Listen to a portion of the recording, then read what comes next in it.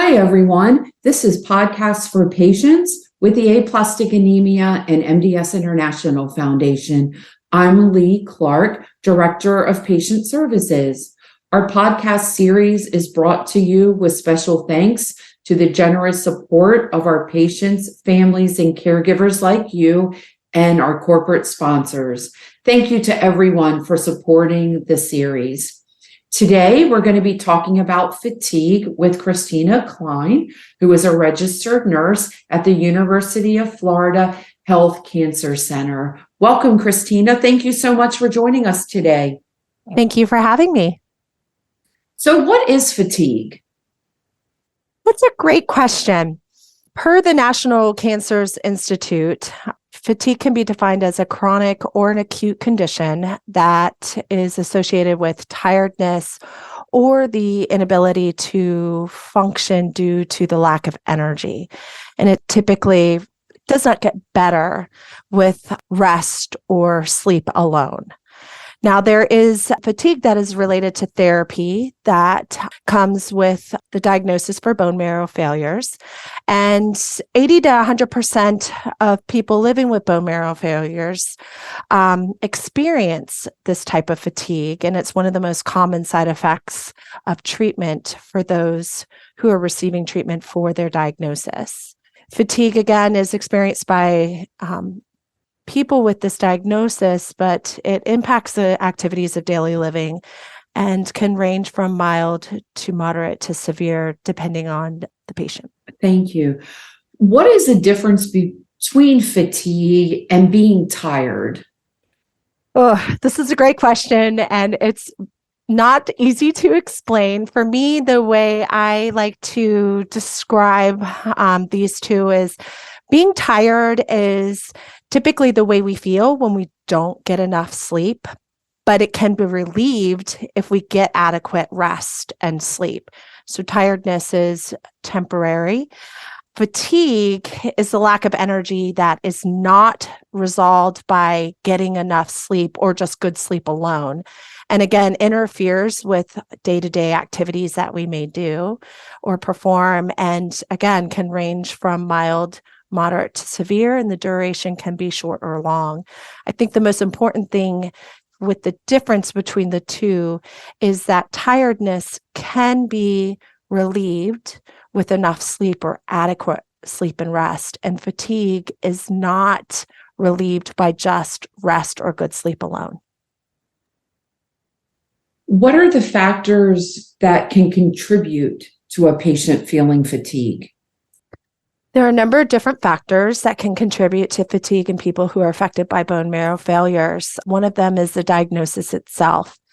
Treatments for the bone marrow failure, such as immunotherapy, chemotherapy, those treatments kill good cells and bad cells and can impact the way our normal cells work in our body, which can contribute to fatigue. Medications that are given can also increase fatigue. Low blood counts and low electrolyte levels can contribute. For example, people who experience anemia, that's a decrease in our red blood cells that carry oxygen to the rest of our body organs. And when those hemoglobin levels are low, that can create fatigue in our bodies. Infections, stress, lack of hormones or low hormones, pain, anxiety, depression, inadequate nutrition is something that can contribute. Again, our body's primary source of energy comes from food.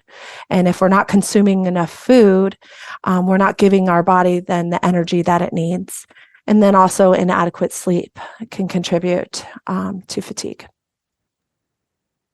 When a patient is experiencing fatigue, what actions or treatments can be helpful to relieve the fatigue that they're feeling?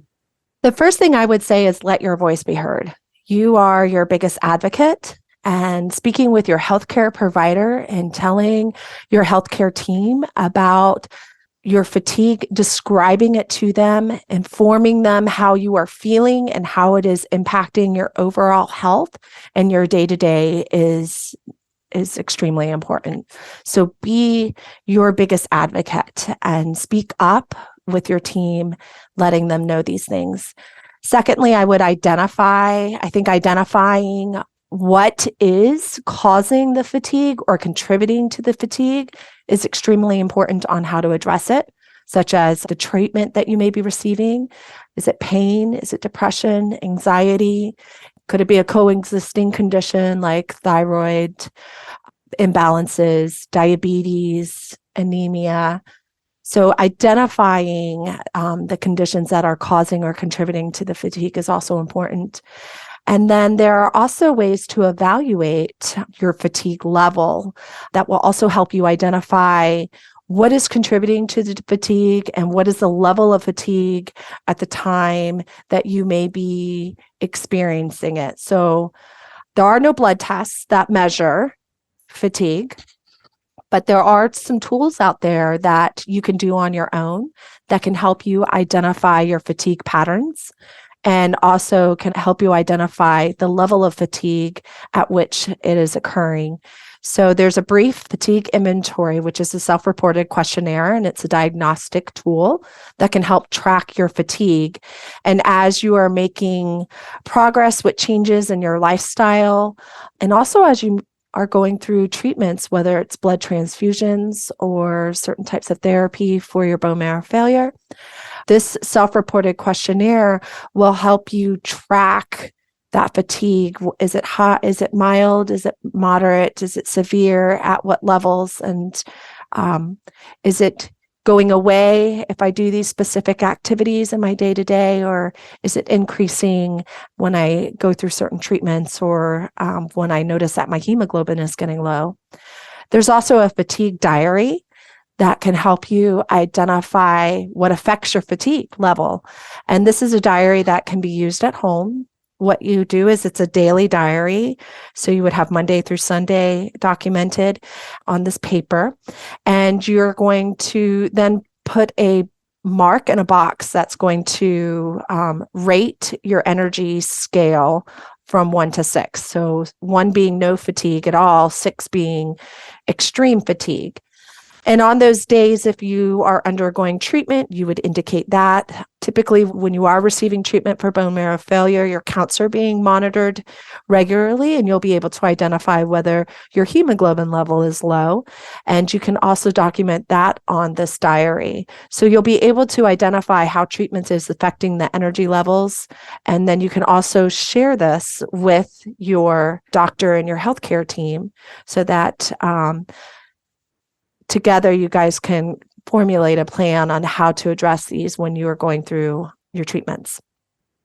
I think identifying the patterns is extremely important. Once those patterns are identified, then there are lots of ways that you can take action to help relieve the fatigue.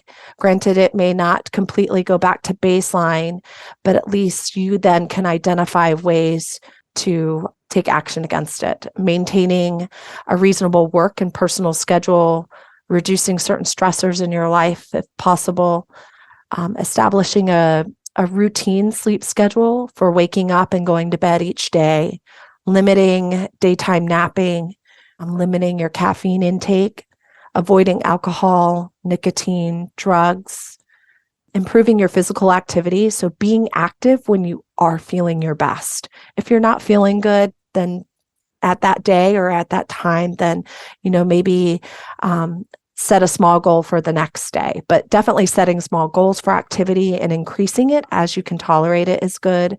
Light exercise would be good for the physical activity, such as walking, biking, yoga.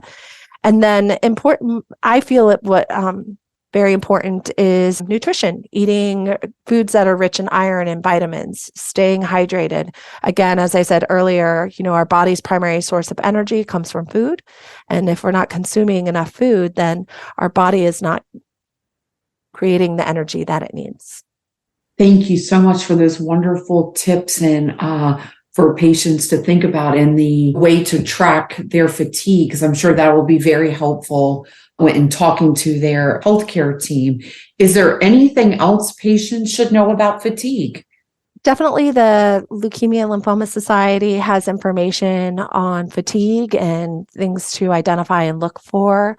I think the best way is, to really advocate for yourself and speak with your healthcare team and utilize these tools that are out there. Fatigue is common in patients that have bone marrow failures. It's also common in patients that are receiving treatment for those bone marrow failures. And being a voice and being an advocate with your healthcare team and tracking them and having control and identifying your patterns, I think, is the key to helping address and taking action against fatigue. Thank you so much, Christina, for sharing your time and your expertise with all of us today and talking about fatigue. You can find out more about bone marrow failure diseases on our website at aamds.org. Follow us on Facebook, Instagram, and Twitter, or give us a call at our helpline, which is 800-747-2820. This concludes our podcast, and thank you, Christina, for joining us today. Thank you for having me.